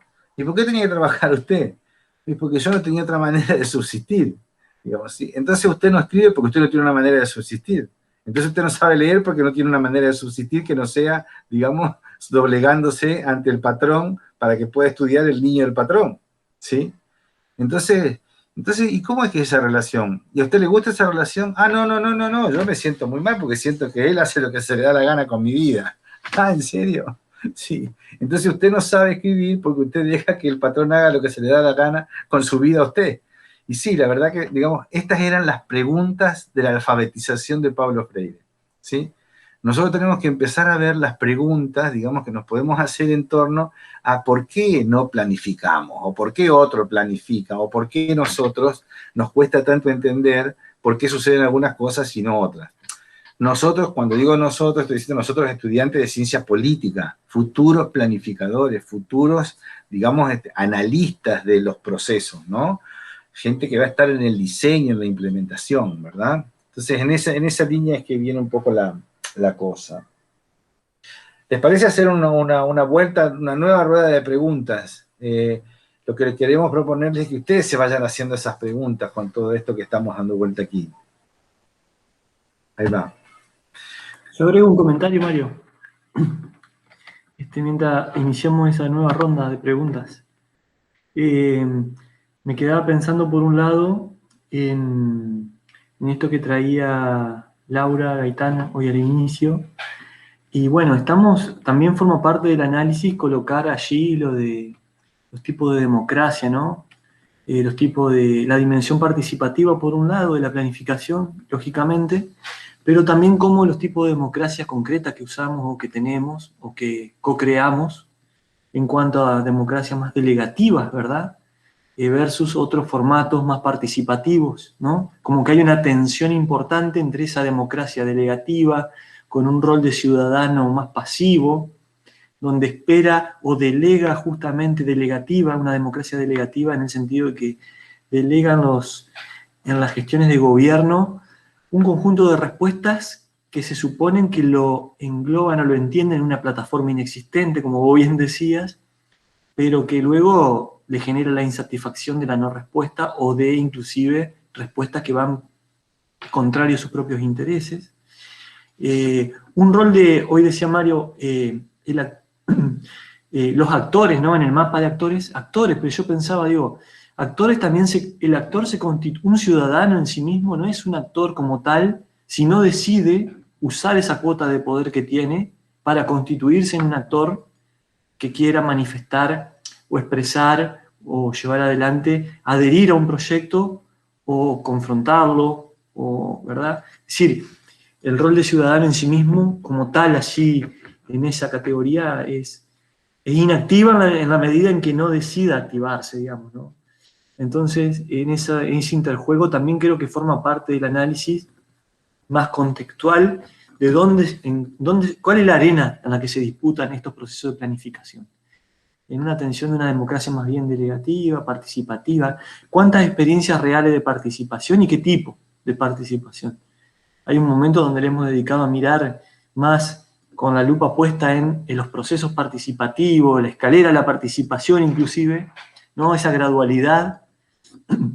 Por eso, y después el otro comentario iba por el lado de si decimos que la planificación no se despega de la política, y la política como arte también del diálogo, ¿verdad? Claramente, en estos procesos que ustedes ejemplificaban y traían, está faltando, me parece, una expresión clara del diálogo hacia dónde vamos, o hacia dónde se va con determinados ideas, proyectos, gestiones, ¿verdad? Entonces digo, cuando alguien marca un rumbo, por supuesto que puede traer oponentes, pero lo que los oponentes no pueden decir es que no saben hacia dónde van.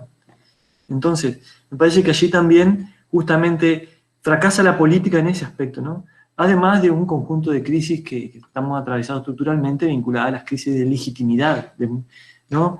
Como cuestión más estructural, y luego más cercana también a las expectativas sobre el alcance de los gobiernos locales, ¿no? En ciudades que todavía tienen una dimensión, a ver, Paraná es grande, pero tiene una dimensión bastante de funcionamiento, como lo hemos definido, casi de micro, ¿no? Como tal vez tiene una población interesante, pero no son ciudades grandes como las podemos definir comparativamente con otras provincias o lugares del mundo, ¿no? Como metrópolis, ¿no? Entonces, me da la sensación, Rubén, te interrumpo un segundito, que acá es como todo muy doméstico, es como todo de entre casa, esa es la sensación que me da un poco. Y se me venía a la cabeza cuando te escuchaba la cuestión del reconocimiento del actor como un actor que tiene fuerza para oponerse. también me parece que esta cuestión del reconocimiento del actor juega un papel en este armado del mapa grande, digamos, de situación. Y tiene fuerza para oponerse, y a mí yo vengo pensando, ¿no? Un poco esto a veces de los roles, ¿no? Políticos más clásicos de la oposición, ¿no? Luego fíjate que ya en el lenguaje que usamos se espera del otro que no participa de la gestión de gobierno, ¿qué lugar? La oposición, ¿no? Por eso nos cuesta, o sea, fíjate, ¿no? O sea, no negamos la conflictividad, eso está claro, lo vamos a enfatizar siempre porque la conflictividad es inherente a este campo de disputa, ¿no?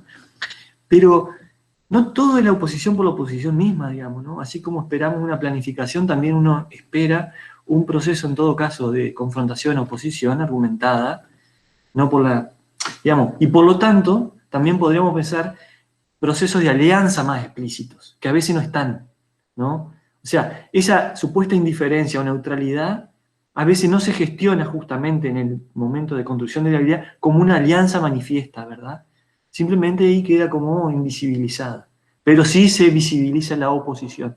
Digo, para tomar ahí una reflexión, ¿no?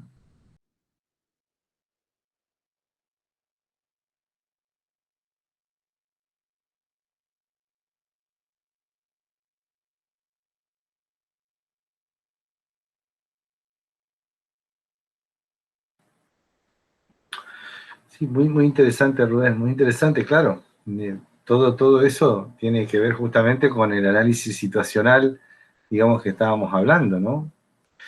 Hay como ciertas cuestiones, a mí me parece. Paraná es chico y nos podríamos arreglar bien. No es cierto, gente, es una ciudad grande. Es de mediana grande, ¿sí? Tiene problemas de una complejidad que ya no son de una ciudad de 100.000 habitantes, 200.000 habitantes, ¿sí? Y además forma parte de un conglomerado urbano que está conformado por Santa Fe y por Paraná, digamos, ¿sí? Que no es menor, ¿sí? Que genera una movilidad y una complejidad adicional, ¿sí? ¿Saben qué es eso? Eso es una letanía, ¿sí? Una letanía. Paraná, la ciudad paisaje, se podría arreglar, porque somos tan buenos y tan pocos que nos podríamos arreglar muy bien. Una letanía, ¿sí? Una letanía es una aceptación sin ninguna... En Paraná hay poder, en Paraná hay gente que decide el destino de los paranaenses y que decide enriquecerse, que decide distribuir la tierra de una manera o de otra, que decide y que pone límites, que maneja la justicia, que maneja el poder legislativo, ¿sí? Entre Ríos es una provincia poco democrática, ¿sí? Poco democrática, ¿sí? Entonces, y estamos hablando de poder, lo dijimos desde la primera clase lo dijimos. Estamos hablando de poder, ¿sí? Entonces, cuando las cosas van, digamos, con un sesgo, estamos hablando de gente que está conduciendo las cosas hacia ahí, ¿sí? Entonces, a ver, por eso, lo que pasa es que no podemos decir nada, entonces porque están los poderosos es que no hay planificación, ¿verdad? No, tenemos que justamente profundizar el nivel de análisis, ¿no? Y en ese sentido, creo que también no es casual, digamos, que por ejemplo, no se valoricen algunos espacios normativos como la Agenda 2030 del Desarrollo Sostenible. Entre Ríos adhirió en el año pasado, en el 2020, cuando ya los Objetivos del Desarrollo Sostenible cumplían 5 años, ¿sí? Porque empezaron en el 2015, ¿sí? Fíjense, todas las provincias, las 23 provincias adhirieron, digamos, en el año 2016 y 2017, ¿sí? De las últimas provincias que adhirieron a esa agenda, que es una agenda global de desarrollo para discutir y problematizar justamente la agenda local, ¿verdad? Se toma esa agenda global para discutir la agenda local, la agenda de gobierno provincial La provincia de Tucumán la tomó en el año 2015-2016 y toda su estructura de gobierno está desplegada a partir de la organización de los Objetivos del Desarrollo Sostenible. Todos los programas sociales, los programas políticos están colocados en una matriz de gobierno estratégica, donde están los ministerios, en una estructura de marco lógico, los programas, y cada uno apunta, digamos, hacia qué objetivo de desarrollo sostenible está dirigida esa política y ese programa, ¿sí?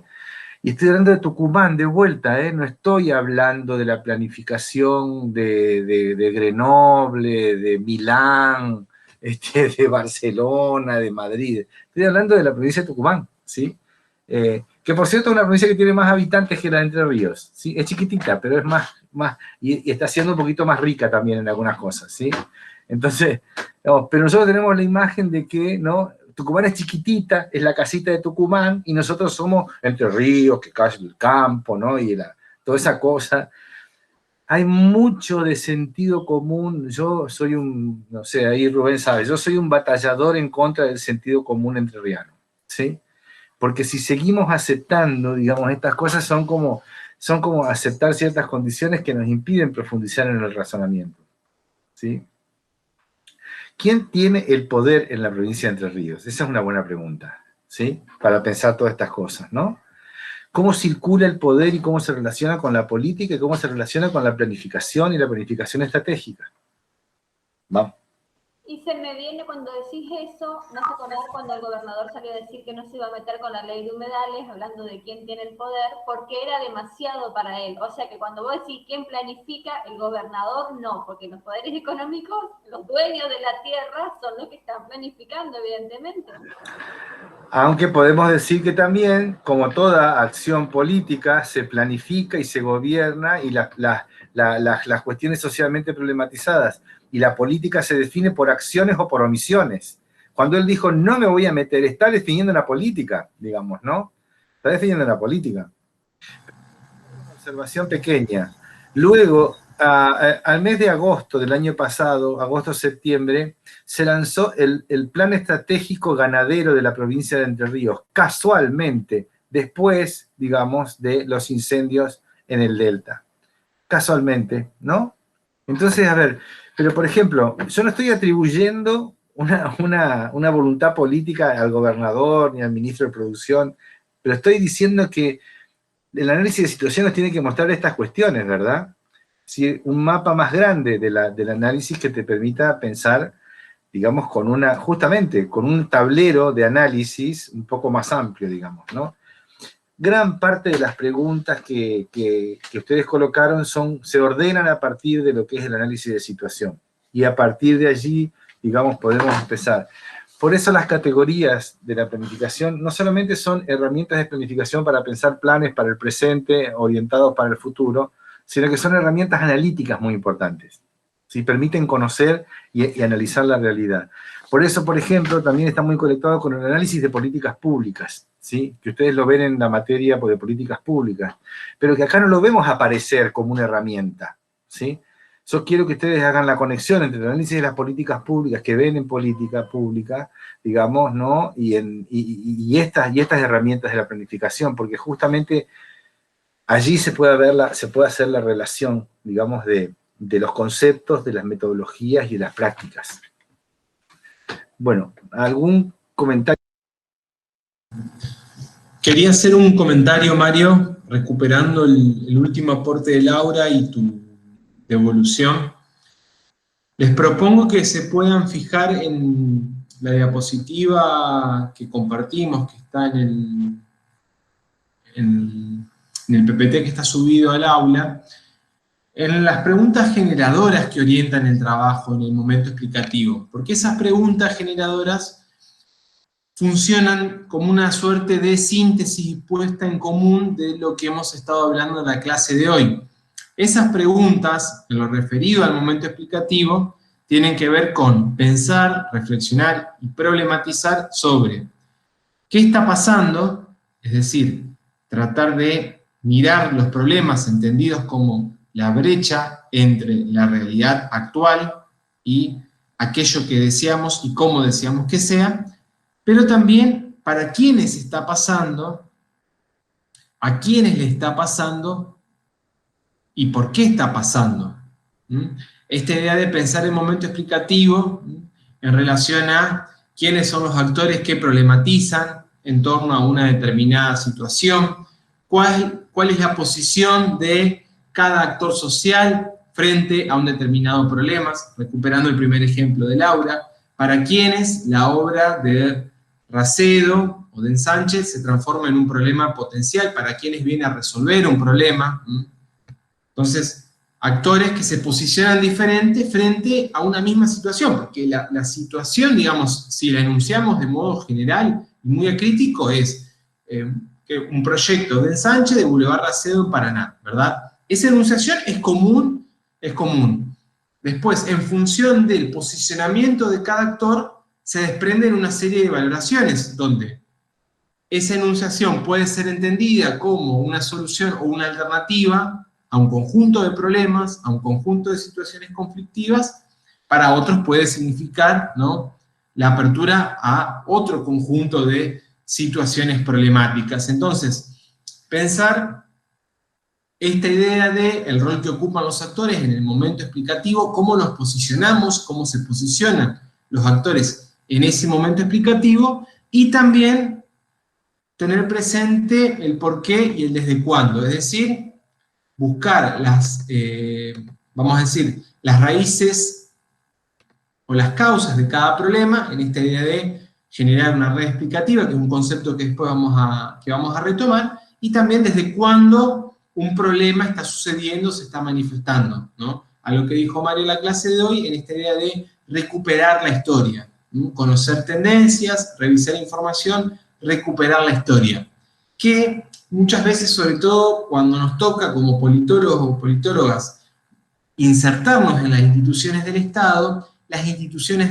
y ahí recupero lo que María decía al principio, sobre todo el nivel local de gobierno, el nivel de las municipalidades o de las comunas, es muy fácil caer en esa tentación donde la definición y el planteo de los problemas se genera o se enuncia de una forma tal que se desconoce la historia previa, las tendencias presentes y cómo el conjunto social opera en un escenario o en otro. Esa tentación tan habitual que a veces decimos, es la tentación de los gobiernos en Argentina que clausuran lo que estuvo haciendo la administración anterior y empiezan todo de nuevo. Bueno, esa cuestión que se le enuncia así desde el sentido común, desde nuestros roles más propios de la ciencia política, ¿no?, lo tenemos que pensar y problematizar desde el lugar que ocupa la historia y el valor, digamos, que la historia y que las tendencias aportan en este momento explicativo, en este primer momento que busca sondear las causas y saber qué es lo que está pasando. Digo eso un poquito como a modo de síntesis de lo que se estuvo diciendo en la clase de hoy, también como una pauta para cuando vuelvan a revisar la presentación y cuando avancen con las lecturas. Sí, yo creo que ya redondeando un poco la clase de hoy, ya vamos a proponer que ustedes lean, digamos, el capítulo 3, la parte 3 del cuadernillo de metodologías y abordajes, que es una manera de comenzar a leer. Es un texto con estos temas, pero colocados para operadores locales territoriales del sistema de protección de niñez, digamos, o sea, la idea fue traducirlo en un lenguaje más sencillo. Luego vamos a trabajar planificación, libertad y conflicto, y vamos a trabajar el método PES, que es el libro de la entrevista de Huertas, este periodista que le hace en Ecuador a Carlos Matus, ¿sí? El método PES tiene los 4 momentos, hay que estudiar para la clase que viene, hay que leer el momento explicativo, y hay que trabajar el momento explicativo, digamos, en el texto también de planificación, libertad y conflicto. De aquí para adelante, estas próximas clases van a ser el momento explicativo, el momento normativo, el momento estratégico y el momento táctico operacional. Son las unidades 3, 4 y 5 del programa, y hasta mitad del año vamos a ir andando, así que yo creo que ahí está un poco la idea, digamos, ¿no? Fíjense que hoy empezamos a trabajar la idea de las preguntas, ¿sí? Siempre cuesta un poco porque uno está mucho más preparado para recibir el choclo así, ¿no? Así el rum, la catarata, ¿verdad? ¿No? Entonces no nos preguntamos nada y después venimos y repetimos la catarata, digamos, cómo nos sale, ¿no?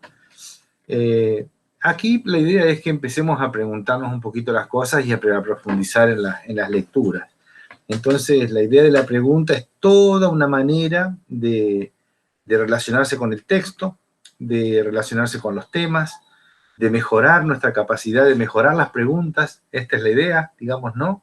Y es una tarea, es un recorrido individual también, no es un recorrido Nosotros los provocamos y las provocamos para que esto sea una metodología, digamos, ¿no? Pero como decía Laura, las preguntas más simples, Laura, son las que por ahí pegan más, ¿verdad? Por eso muchas veces las preguntas son simples, como esa que yo contaba que le hacía Paulo Freire al negro de Bahía de 60 años, ¿no? Y usted, don, ¿por qué no sabe leer y escribir? Bueno, simple, ¿no? Y bueno, mire, porque lo que pasa es que me pasó esto, ¿no? Entonces, y empezó a darse cuenta que, claro, el tipo estaba en medio de un sistema de dominación, de discriminación racial, de dominación económica, social y política, digamos que lo había excluido de aprender a leer y escribir. Pero justamente un poco esta era la cosa de Paulo Freire, que él alfabetizaba adultos. Entonces él no podía ir con un libro de lectura como el estilo de los libros de lectura que nos alfabetizan cuando estamos a los 6 años, ¿verdad? De allí que entonces la idea de la alfabetización de adultos, digamos, sea un elemento importantísimo de aprendizaje de cualquier tema, de cualquier cuestión que nosotros estemos estudiando. Por eso, digamos, bueno, nosotros intentamos rescatar un poco, vamos a ver si este año traemos un poco el tema de la... Sí, diga. Te pregunto porque no sé, ¿está Dale. previsto que nosotros planifiquemos algo también para fin de año o no? La idea es que vamos a hacer ejercicios de planificación. Vamos Ahí me dice para agosto. Para agosto tenés que pensarte algo para planificar. No. La idea es, bueno, mira, unas cosas que vamos a hacer algunos ejercicios de problematización de asuntos, de construcción y enunciación de problemas, de investigación de problemas.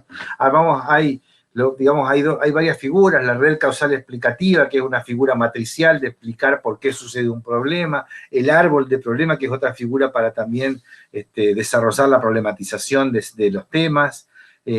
Vamos a trabajar con un mapa de actores, vamos a tratar de hacer un ejercicio con eso. Todo eso va a estar allí. Fíjense, miren, en el cuadernillo ahí hay varios ejercicios que vamos a tratar de, busquen, digamos, ¿no? En la hoja de ejercicios, varios de esos ejercicios vamos a trabajarlos. Y de hecho, digamos, es un poco la idea de ir reflexionando sobre teoría y metodología, y al mismo tiempo ejercitándonos, digo así, vamos a enunciar problemas, vamos a investigar problemas, vamos a profundizar esas cosas. ¿Sí? Así que, efectivamente, ¿no? Esa es la idea, hacer un poco de práctica también en ese ejercicio de discusión práctica de eso, ¿no? Nos equivocamos prácticamente y lo que criticamos lo volvemos a hacer cuando presentamos el ejercicio, bueno, nos damos cuenta que hacemos lo mismo que criticamos. Bueno, exacto. Bueno, mira, pero eso es el aprendizaje, Laura. Todos aprendimos de esa manera, todos aprendimos. Nosotros valorizamos, por eso nosotros decimos, digamos, en esta metodología, equivocarse está bárbaro, ¿sí? El error es una cosa que nos ayuda, no es una cosa que nos condena, ¿sí? Por eso por eso a veces ustedes como alumnos a veces se asustan cuando uno insiste con las preguntas. Y vos dijiste, no sé si estaré a la altura, fuiste muy valiente, ¿sí?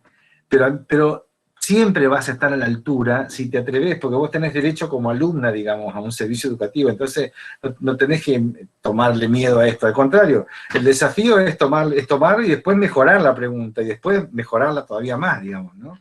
Esa es un poco la idea. Si vos salís haciendo buenas preguntas en relación a la planificación estratégica, nosotros estamos contentos. Así que, por ahí va. Bueno, no sé, ¿alguna cuestión más, Josefina, Jorge? Jorge se quedó pensando porque yo le dije que no estaba bien eso no te llegó la cloaca, hermano, ¿qué le vas a hacer? Ya te va a llegar, no te enojes. Sos malo. La verdad, digo, yendo un poco a la clase, sí. No estamos acostumbrados, como vos decías, que así nos llegue, bueno, loco, pregunten y sean reflexivos en la pregunta. Eso es... Ahí va. Creo que sí, debe ser, por lo menos lo que me toca a mí, la primera clase, la cátedra, digamos, que así como un baldazo de agua fría, preguntar reflexivamente. Está buena la metodología, digamos, la verdad que es medio chocante al principio, debo reconocerlo, sí, pero está bueno, digamos, y como vos decís, si al final del año en la cátedra salimos haciendo buenas preguntas, entre comillas, o más o menos teniendo una idea de una planificación, creo que va a estar logrado. En esta, obviamente, me dejaste pensando y carburando a 10.000 por hora. Bueno, esa es un poco la idea, quedarnos pensando. Nosotros también, te digo, tenemos siempre muchas dudas, pero hacemos apuestas. Viste que todo todo plan es una apuesta, digamos. Y acá también nosotros en esta relación es una apuesta, digamos, ¿no? Probablemente algunas personas, digamos, no se entusiasman mucho y también está bien, no está mal, digamos. Pero en ese sentido nos parece que la idea, digamos, de trabajar un poco con las preguntas son unas ideas consecuentes, digamos, ¿no? A ver, estoy tratando de buscar aquí, a ver si tenemos...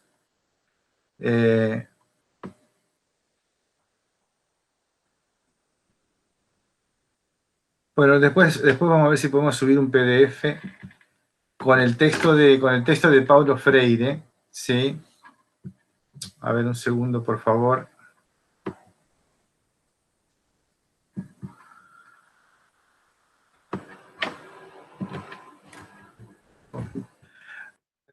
A ver, en el chat les voy a... Fíjate, Mario, si es ese, porque yo lo busqué también al estilo Jorge y ahí va. ese. Ese de Reladic, yo no sé si no es un artículo, digamos, sobre el libro. Me parece que este... puede ser porque tiene no 6 hojas. Acá lo bajé, este tiene 226 hojas y es el libro, ¿sí? Pero ese no lo llego a leer para la próxima. No, pero no, eso es un bonus track. Es un bonus track. Es un regalo. Eso es para leer, lectura de acompañamiento, digamos. Ahí si tienen ganas de espiarlo un poco, espíenlo un poco, no tienen que leerlo entero. Métanse en diferentes... ahí hay una cosa como de provocación de esta idea de la pedagogía de la pregunta. Y úsenlo ustedes a los fines que ustedes tengan ganas, digamos, ¿sí? Es muy lindo, ¿saben qué? Cuando tienen que hacer un trabajo para una materia, armar el trabajo a partir de preguntas, no a partir de introducción, sino, o sea, nada. Es la estrategia de las preguntas, ¿verdad? Las preguntas son picantes, Jorge, por eso siempre te sacuden un poco, ¿viste? Las preguntas siempre son incómodas. Nunca la pregunta te deja, ay, qué contento que estoy, qué feliz, lo sé todo. Digamos, la pregunta te trae al campo de las dudas, de las ansiedades y también de la ignorancia.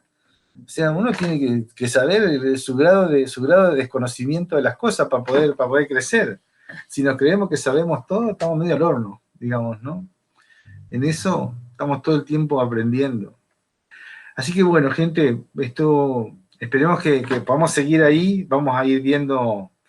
Vamos con las lecturas de este momento explicativo, digamos, ¿no? Por donde ustedes quieran, por Rovere, por el cuadernillo. El cuadernillo tiene una cosa muy esquemática, son pocas páginas y les da un pantallazo. Y después se pueden meter en Rovere o en Matus, digamos, y eso les va a dar un poco más de profundidad, digamos, a nivel de la universidad, digamos, porque esa es un poco la idea. Bueno, no sé... Mario, ¿querés que las dejemos por escrito en el foro, en algún lado? A ver, la idea de ir dejando las preguntas en el chat, digamos, es para que queden a todos ustedes, porque también después las pasamos. ¿Sabes? Ya, cuando estamos en la clase presencial, no tenemos la posibilidad de un registro de esta manera. Ahora lo tenemos. Entonces, ¿sabes qué estamos construyendo? Que cuando vos llegues a fin de año y decías, che, cuando estábamos viendo la unidad 3, ¿qué preguntas nos hacíamos? Te vengas a este archivo de la clase de hoy y las vas a tener escritas ahí. ¿Sí? Ahí a fin de año te iba a decir, Mario, mirá la tercera clase, la pavada que preguntaba, es mejor. Bueno, ahí va. Es un aprobado, te iba a decir. Ahí me parece que hay un juego estratégico político. Pero bueno, ojalá, Laura, ojalá. Bueno, gracias. Esperemos, si no mejoro para fin de año, tener un problema, esperemos que sí. Ah, no, todos tenemos un problema ahí todos tenemos un problema, nosotros también. Claro. Bueno, gente, creo que con lo dicho hasta aquí, más o menos Rubén, Daniel Maximiliano Gómez. Maxi, ese Daniel en tu nombre ahí me confunde que pongas Daniel. Todos te llamamos Maxi, ¿no? ¿A vos no te pasa, Rubén? Es el predeterminado por el mail de la universidad, yo no puedo hacer nada, no tengo No tengo capacidad de incidencia sobre un tema así. Qué bárbaro. No tenemos Yo no puedo decir nada porque estás hablando con Juan Rubén. Con Juan Rubén. Claro. Nuestra gobernabilidad se ve limitada en el diseño de los mails institucionales. Ahí tenés. Los nombra la universidad como ustedes no quieren que los nombre. Los rebautiza. Ahí va. Bueno, gente, un gusto. Que estén muy bien. Buenas lecturas. Bueno, profes. Igualmente, que anden bien. Gracias, gracias. Siempre. Bien buena clase que viene, profes. Gracias, NASA. Bueno, cualquier cuestión, preguntas, cosas, está el campus, nos preguntan, nos consultan, nosotros respondemos siempre, ¿sí? Perfecto, gracias, profesor. Gracias, Mario. Gracias. Martín, gracias, Martín.